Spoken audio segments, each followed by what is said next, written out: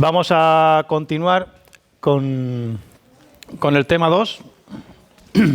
Si os acordáis, os preparé este pequeño mapa conceptual para ir situándonos, para ir continuando. El último día estuvimos hablando de la forma y el tamaño de las bacterias, eso ya se da por liquidado.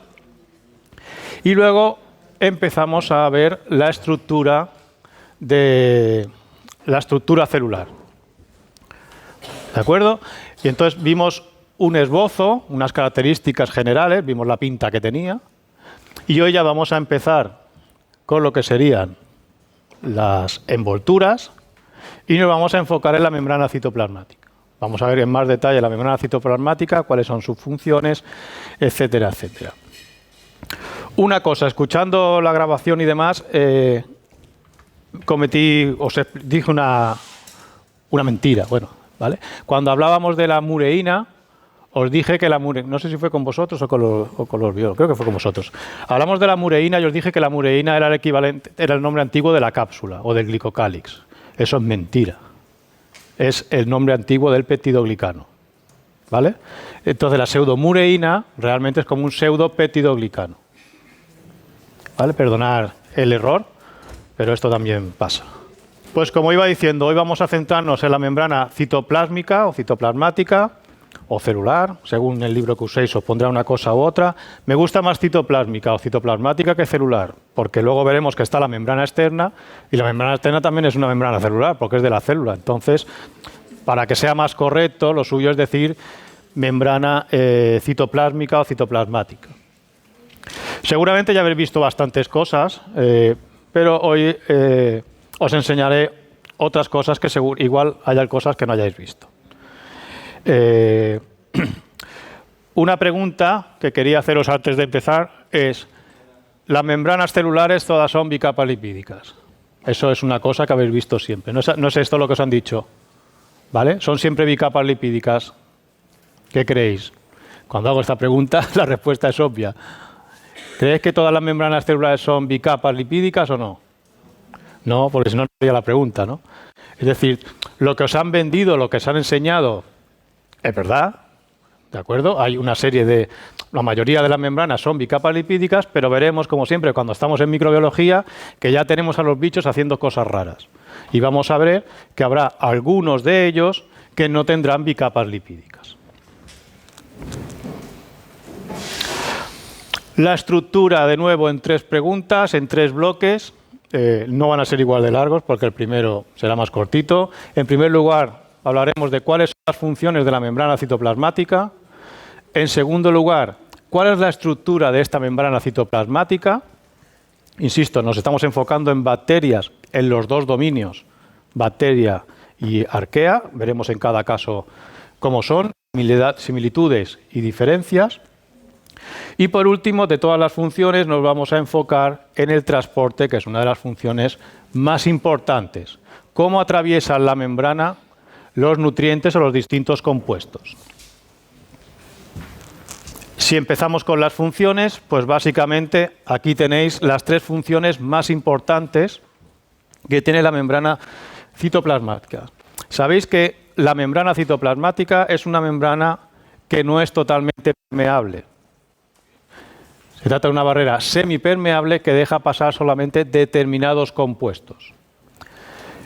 En condiciones normales, si nosotros tenemos una membrana que dejara pasar todos los compuestos, sabéis que por la ósmosis, cuando tenemos 2 compartimentos, imaginemos fuera y dentro, y aquí una membrana permeable, normalmente el agua tiende a ir hacia la zona de mayor concentración, o lo que se intenta siempre es igualar las concentraciones en ambos lados de una membrana permeable. Sin embargo, como la membrana celular no es permeable, no todos los solutos, no todos los compuestos pueden atravesarla libremente. Y por lo tanto no tiene lugar esta igualación, que no existe, pero bueno, no me saldrá otra palabra. Necesitaremos, como veremos luego, una serie de mecanismos de transporte. Por lo tanto, la primera propiedad es ejercer de barrera, de una barrera de permeabilidad, impidiendo la salida gratuita de los componentes que tengamos o la entrada de la mayoría de los compuestos que haya en el exterior. Pero sobre todo la salida, porque el citoplasma normalmente está más concentrado que el exterior. Entonces lo normal sería que los compuestos saliesen para igualar la concentración. Entonces esta membrana celular impide esta salida libre. Precisamente gracias a esta característica tenemos su segunda función, le permite conservar la energía. Como hay una distribución distinta, heterogénea entre el exterior y el interior de los distintos compuestos, pues tenemos distintas cargas. Y en concreto, en el caso de los iones del agua, el hidroxilo y los protones, pues supongo que sabéis que los protones generalmente se acumulan en el exterior y nos quedan los grupos hidroxilo en el interior, de manera que tenemos una pila, una batería. Esta diferencia de cargas supone una energía potencial que puede ser utilizado en cualquier momento por la célula para llevar a cabo toda una serie de actividades. Pues bien, esta diferencia, esta energía, se conoce como la fuerza protón motriz. Y se utiliza en un montón de procesos biológicos celulares en las bacterias. Se utiliza en muchos transportes, veremos algunos, se utiliza en el movimiento del flagelo y en un montón de movimientos y de reacciones químicas. Y por último, la tercera función, que a veces uno no piensa en ella, pero es obvia, es que es un punto de anclaje para proteínas. Es decir, hay un montón de proteínas que se encuentran localizadas en la membrana, por lo tanto son proteínas de membrana, y que llevan funciones fundamentales. La función más obvia o la que os viene a la cabeza enseguida cuando vemos una proteína en una membrana, ¿cuál es? Pues el transporte, ¿no? Pues se va a dedicar, como estamos diciendo, que los compuestos no pasan libremente, pues entonces ponemos aquí un portero que deje pasar o salir a los distintos compuestos. Pero además de estas proteínas transportadoras, que son, diría yo, evidentes, o las que uno piensa en primer lugar, hay muchas que participan en otros procesos fundamentales, tanto en el punto de vista bioenergético, es decir, muchas reacciones metabólicas tienen lugar en proteínas que están aquí. Veremos cuando hablemos del metabolismo que aquí hay este transporte de protones al exterior, como vemos aquí, mediante este tipo de cadenas respiratorias y demás. Y luego son necesarias también para detectar compuestos, son sensores al fin y al cabo, detectar qué hay por allí para el tema de quimiotaxia, es decir, acercarme a una zona que me interesa a por la comida o alejarme si resulta que aquello es nocivo. Estas juegan un papel muy importante. Bien, pues ya tenemos las tres funciones fundamentales. Ya digo que luego al final, el tercer bloque, nos centraremos en esta, porque esto de aquí seguramente ya lo habéis visto más. El transporte igual también, pero bueno, por lo menos que unos mínimos queden claros y que sepáis un poquito algunos de los distintos sistemas de transporte en bacterias. Pasamos ahora a la estructura. ¿Qué estructura tiene la membrana citoplasmática? Pues lo que os han dicho siempre, pues es una bicapa lipídica. Empecemos por ahí. Esa será la base y a partir de aquí vamos a empezar a ver en qué casos es cierto y en qué casos no es cierto. Nos enfocamos ahora en bacteria, el dominio bacteria, que quede claro. ¿Vale? Ahora estamos en el dominio bacteria. Bien, el dominio bacteria, las membranas celulares tienen bastante similitud con las eucariotas en algunas cosas. Para entendernos, es la membrana que conocéis. ¿Cómo es la membrana que conocéis? Pues está formada por fosfolípidos, que sabéis que son moléculas que tienen una parte hidrofóbica y una parte hidrofílica. Están compuestos por glicerol unido a un fosfato, que sería la parte hidrofílica, y de este glicerol aparecen dos colas hidrofóbicas, que son los ácidos grasos. Normalmente, en el caso de bacterias, entre 14 y 20 carbonos van a tener. En función de la cadena que tengamos aquí, finalmente tendremos un tipo u otro de fosfolípidos. En este caso es la etanolamina. Una cosa importante, una primera diferencia. Los fosfolípidos de las bacterias son diferentes en algunos casos a los de eucaria, a los de los eucariotas, a los nuestros. La estructura es la misma, pero algunos fosfolípidos son diferentes. Y esto es importante desde el punto de vista inmunológico, por ejemplo, y va a permitir al sistema inmune poder diferenciar unas membranas u otras, para que veáis una utilidad o la importancia de esta diferencia. En cualquier caso, al final, cuando tenemos fosfolípidos que son moléculas alifáticas con hidrofóbico e hidrofílico, ¿qué sucede si yo esta molécula la pongo en una solución acuosa? Que se cierra, ¿no? que se unen. Esto de aquí huye del agua y entonces se coloca con su amiga aquí al lado, y entonces todo esto que digamos le gusta el agua se coloca hacia afuera. Entonces forman unas esferas, unas micelas, y en el caso de la membrana externa pues se colocan así, con las colas hidrofóbicas enfrentadas, y tenemos dos regiones hidrofílicas pequeñitas, que son las cabezas del fosfolípido, y una región hidrófoba. ¿Qué significa? Que la mayor parte de la membrana celular es hidrófoba. Y por lo tanto, lo que tenga que atravesar esto tendrá que ser hidrófobo. Entonces, decimos, es semipermeable. La mayoría de las moléculas que pasan a través de la membrana son hidrófobas, porque pueden entrar, esto de aquí no le interfiere tanto, son capaces de atravesarlas. Hay muy pocas moléculas hidrofílicas que puedan atravesar la membrana directamente. De las pocas, el agua sí que puede pasar, el agua puede pasar libremente. Pero el resto es una barrera para las moléculas, sobre todo hidrofílicas. Pues bien, en esta base que hemos visto de fosfolípidos, nos faltan los componentes proteicos. Esta membrana lipídica no es rígida, es fluida, ¿vale? Es blandita. Y esto no está quieto siempre, sino que hay cierto movimiento. Por lo tanto, no es una protección para la célula en cuanto a rigidez. Luego lo veremos, creo que lo he comentado antes. Veremos el próximo día que para eso está el peptidoglicano. Es decir, la fuerza, la estructura de la célula no la da la membrana. No tiene esa rigidez, no tiene esa fuerza. Si tuviésemos solo membrana, reventaría. ¿De acuerdo? Pues en esta membrana aparecen toda una serie de proteínas. Algunas de ellas son integrales, que la atraviesan totalmente, y algunas son periféricas.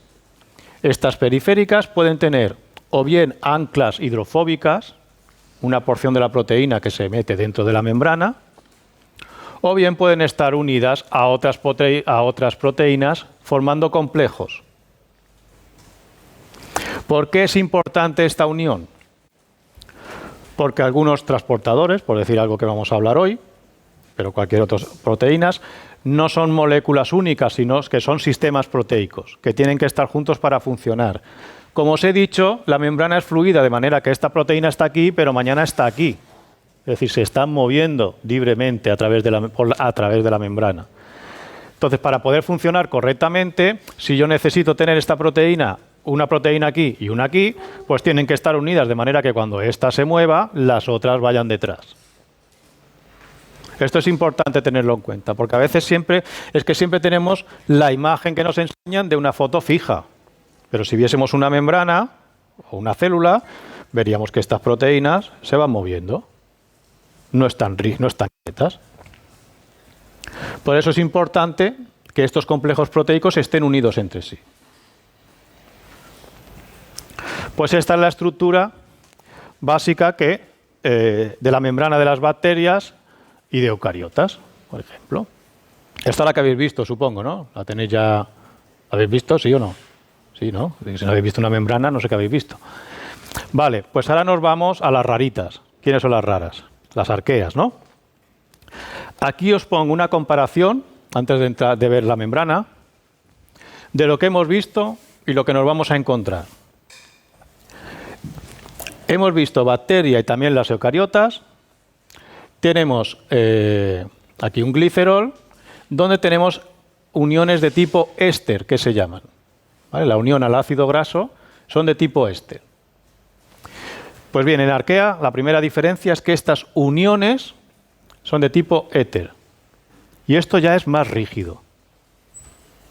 ¿Vale? Las moléculas que nos vamos a encontrar en la membrana de las arqueas, debido a este simple enlace, ya son un poquito más rígidas. La segunda diferencia, ¿qué teníamos aquí? ¿Qué eran estas colas de aquí? Las R's. Ácidos grasos. Bien, pues en arquea no hay ácidos grasos. En arqueas lo que hay son unos polímeros de una molécula que se llama isopreno. Esto es el isopreno. Fijaos, tiene 1, 2, 3, 4 y 5 carbonos. Pues bien, las moléculas que nos vamos a encontrar tienen 20 carbonos. Por lo tanto, tienen 4 moléculas de isopreno. 4 por 5, 20. Veo caras raras. Aquí lo tenéis. ¿Vale? Aquí tenéis un isopreno, otro isopreno, otro isopreno y otro isopreno. ¿Vale? 4. A esta molécula de aquí se le conoce como fitanilo. 4 isoprenos es un fitanilo. ¿Vale? Un hidrocarburo de 20 carbonos. Y esto sería el equivalente al ácido graso que acabamos de ver en los fosfolípidos. Y esto, que era un fosfolípido en bacteria, aquí se llama diéter de glicerol, en arquea. La estructura es la misma, ¿eh? Hidrofilia, hidrofobia, amarillo y azul. Pero esto es fitanilo, no es un ácido graso, y esto sí que está el glicerol y el fosfato, pero los enlaces son éter.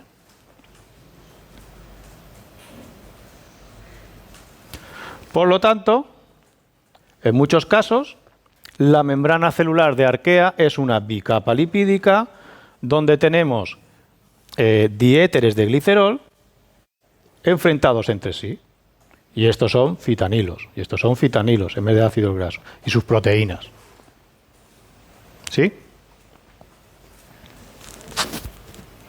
Vamos a liarla un poco más.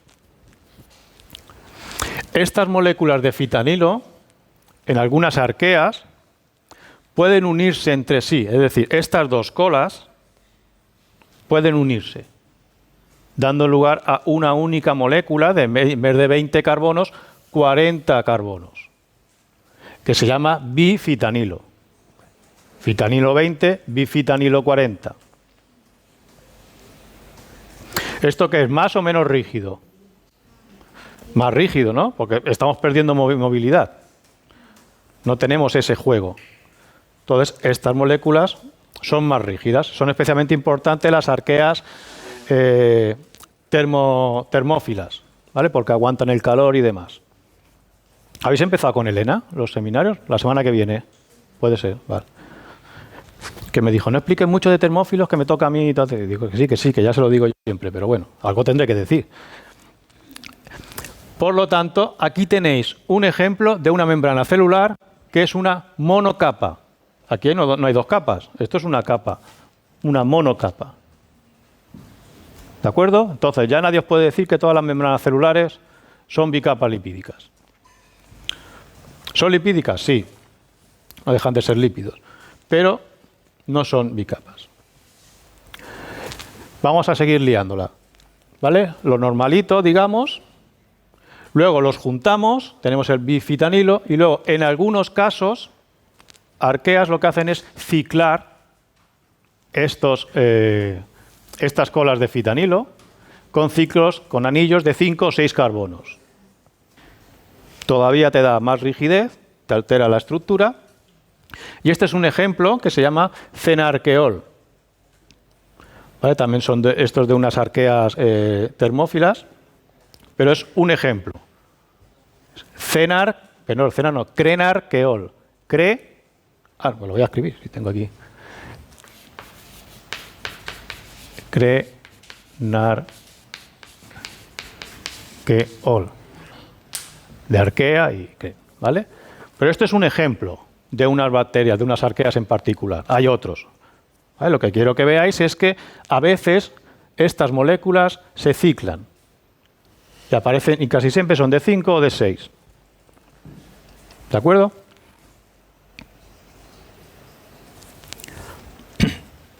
Bien, pues entonces, la estructura general es evidente que es una bicapa lipídica normalmente. En el caso de bacteria, fosfolípidos. En el caso de arquea, diéteres de glicerol. En arquea, además, a veces se juntan y entonces tenemos monocapa lipídica que puede estar formada por bifitanilo, si se queda así lineal, o por otras, por ejemplo, el crenarqueol, digo como ejemplo para que quede claro que no solamente es el crenarqueol, y nos forman estas monocapas. Ay, ahora os tengo que decir algo, ya no sé qué es. He dejado algo. Bueno, ya saldrá. Y bueno, ya saldrá. Es que aquí hay una cosa que os tengo que decir y ahora no me acuerdo.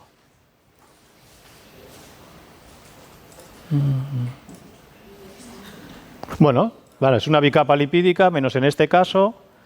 ¿Y qué más?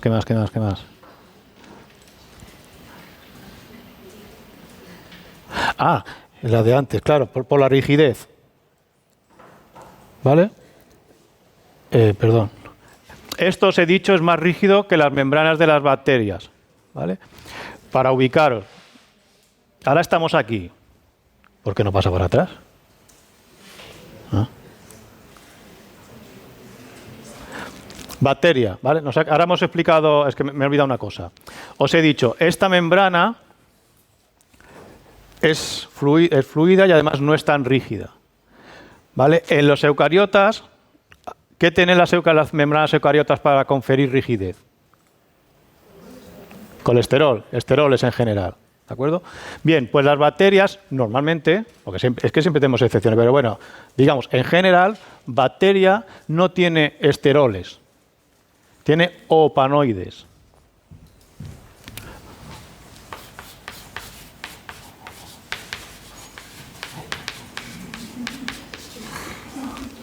¿Vale?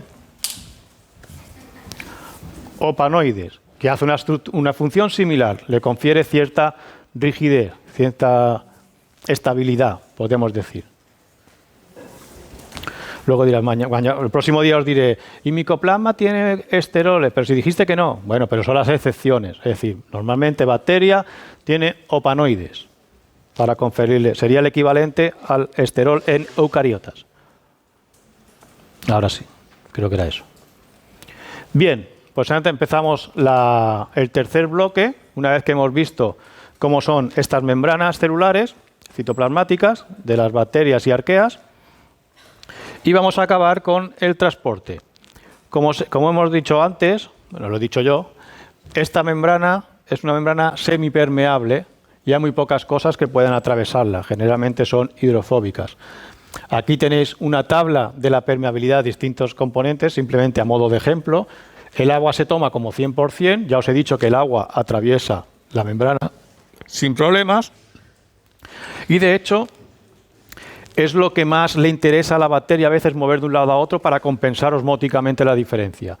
Y hay hay unas proteínas llamadas aquaporinas, que forman un poro, por eso se llaman porinas, que lo que hacen es, claro, el agua a través de la membrana va pasando pues poquito a poco, ¿no? Como goteando así. Pues bien, eso lo que haces es que le abres un caño para que pase el agua a saco hacia un lado o hacia otro.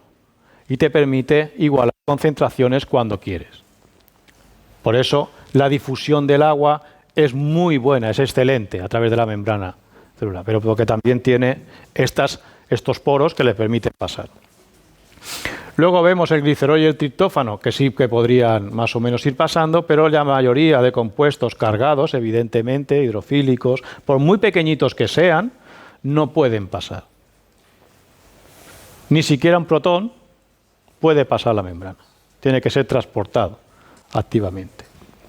Entonces esto hace que sea necesario los transportes. Ya habéis visto los transportes, supongo, y nos vamos a centrar en los sistemas de transporte activo, los que utilizan energía. los que van contracorriente. Este tipo de transporte están especializados a mover moléculas que se encuentran en muy poca cantidad en el exterior. Normalmente lo que hacemos es captar nutrientes o cosas que hay en el ambiente. El ambiente no es rico en nutrientes, no es fácil para las bacterias normalmente crecer. Entonces tienen que molestarse en ir captando lo poquito que hay y ser hábiles captando, tener mucha afinidad. Entonces, en la difusión simple, que no es lo que vamos a ver, pues simplemente es una difusión, es decir, pasa para allá. Entonces, cuanto más soluto tienes, más rápido pasas. Y depende simplemente de la concentración. Sin embargo, el transporte activo está optimizado para ir muy rápido con concentraciones muy pequeñas, porque es lo que se va a encontrar normalmente. Entonces, fijaos que a concentraciones muy bajas, la velocidad alcanza el máximo de la velocidad muy prontito. Se satura. Hay saturación, a diferencia de la difusión simple. ¿Por qué hay saturación? Porque hay un momento que todos los transportadores que tengo ya los he petado, los tengo ocupados. No puedo meterle más, ¿vale? Hasta que no suelten, no pueden coger más. Entonces se saturan. Pero no se saturan cuando hay mucho y dices que te has pasado de soluto. No, se saturan muy prontito porque normalmente hay muy poquito. Entonces tiene que funcionar a concentraciones muy bajitas para poder ir a tope incluso cuando haya poco. ¿De acuerdo? Pues esta es una de las características principales del transporte frente a de este tipo de transporte frente a la difusión simple. ¿Qué sistemas de transporte tenemos? Pues básicamente hay tres sistemas de transporte. Tenemos el transporte simple, que funciona utilizando lo que hemos dicho, la fuerza protonmotriz. De manera que estos protones que están fuera, cuando entran, esta energía potencial que hemos dicho, la fuerza protonmotriz, se utiliza para transportar la sustancia que nos interesa. El nutriente, normalmente son nutrientes, pero bueno, lo que sea. El segundo sistema de transporte es la translocación de grupo. Dos diferencias respecto al primero. En la translocación de grupo, la energía no la da la fuerza protonmotriz. La energía te la da un compuesto de alta energía. Ahora veremos un ejemplo. Alguien que te da la energía. Y la segunda diferencia es que en el transporte simple la sustancia pasa tal cual. En la translocación de grupo, el sustrato se modifica durante el transporte. No es lo mismo lo que entra que lo que sale.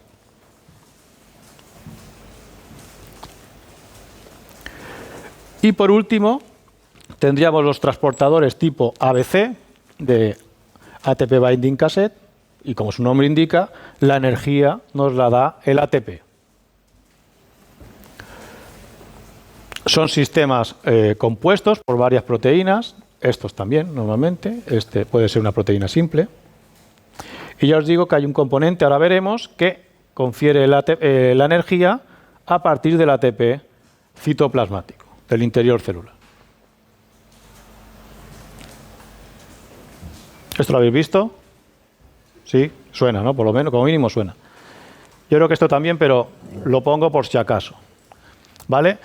Independientemente del tipo de transporte, del sistema, hablamos de tres tipos de transporte en función del sustrato, si va solo o acompañado, básicamente.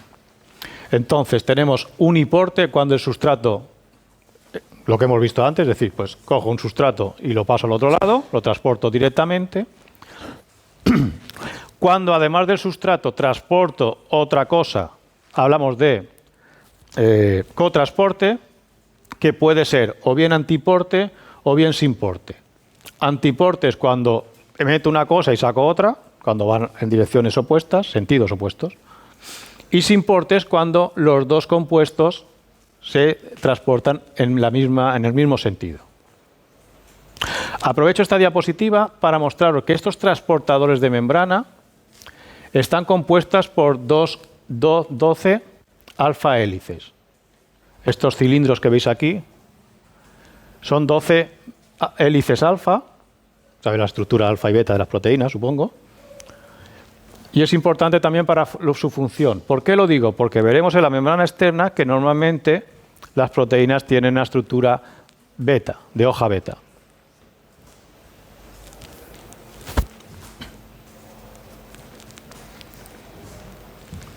Bueno, pues vamos a ver ahora, bueno, el transporte simple, pues es el transporte simple. La misma diapositiva aquí ya no lo ve, pues tenemos una proteína que directamente se une a la sustancia que quiero transportar y a través de la unión con el protón, la fuerza protomotriz, sufre un cambio conformacional o hace algo que lo pasa al exterior, ¿vale? Directamente. Como es sencillo, es simple, pues lo pasamos. Vamos a ver el de la translocación de grupo. El de la translocación de grupo tiene distintos componentes. A modo de ejemplo, os muestro la translocación de grupo de azúcares que tiene el sistema de la fosfotransferasa de Escherichia coli. Aquí pone una B, no sé por qué, pero es Escherichia coli. Como podéis ver, este sistema está compuesto por 5 proteínas y es capaz de incorporar, de captar glucosa, manosa y fructosa. 3 azúcares. Como veis, tenemos 5 componentes y lo que pone aquí, hay componentes inespecíficos y componentes específicos. ¿Qué significa?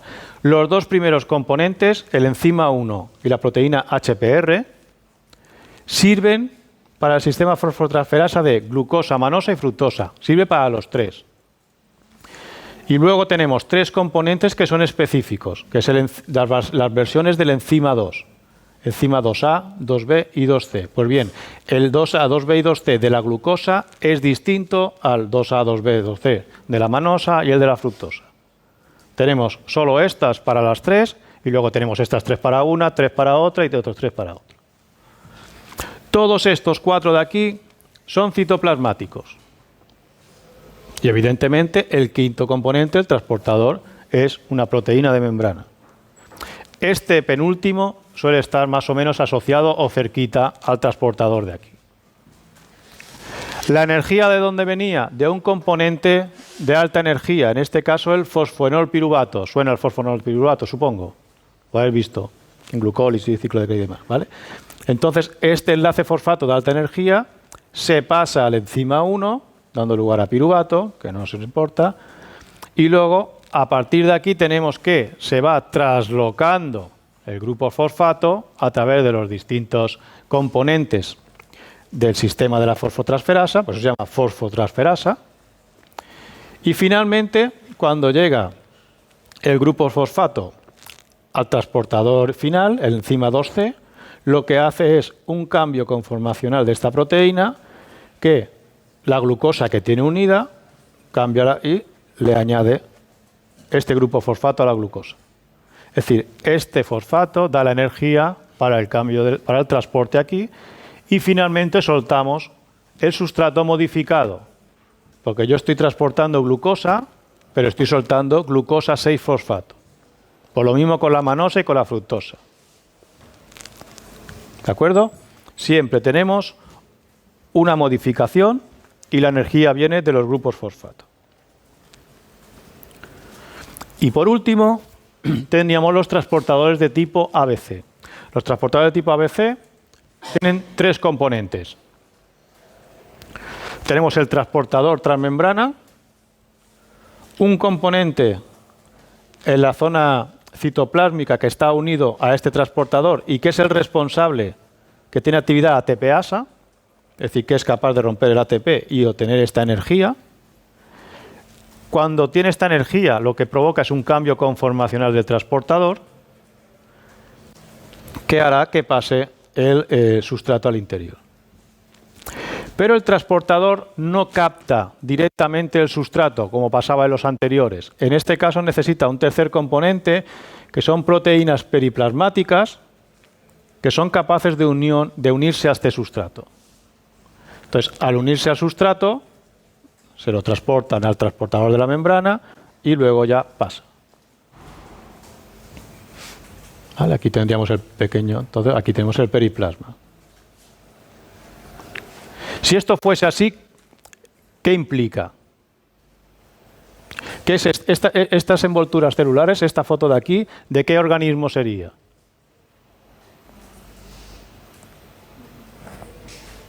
¿Quién tiene periplasma? Las gram negativas, ¿vale? Por lo tanto, según esto, los sistemas de transporte ABC solo están presentes en las gram negativas. No es cierto. Son universales, también están en las eucariotas y en las positivas. Entonces, imaginaos, ahora quitamos el peptidoglicano, sí que está, de hecho estaría mucho más gordo, pero no tendríamos proteínas periplásmicas, porque, claro, lo bueno de tener esta proteína es que aquí hay una membrana externa, luego lo veremos, y no se escapa. Pero si eres una gram positiva y tú tienes una proteína por aquí fuera, se va a ir. Entonces, ¿cómo lo hacen las gram positivas para captar el sustrato?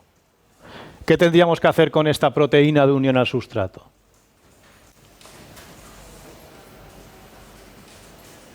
Necesito una proteína aquí fuera que me coja el sustrato y me lo traiga aquí.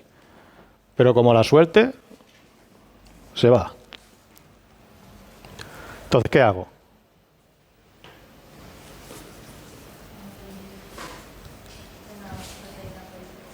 Una proteína periférica que esté anclada, la tengo que anclar de alguna manera, ¿no? Que no se me vaya. Entonces, las proteínas de unión al sustrato de los sistemas ABC de gram positivos están unidas, están ancladas. Mientras que las gram negativas son periplásmicas, están en el periplasma, porque no se van. ¿Sí?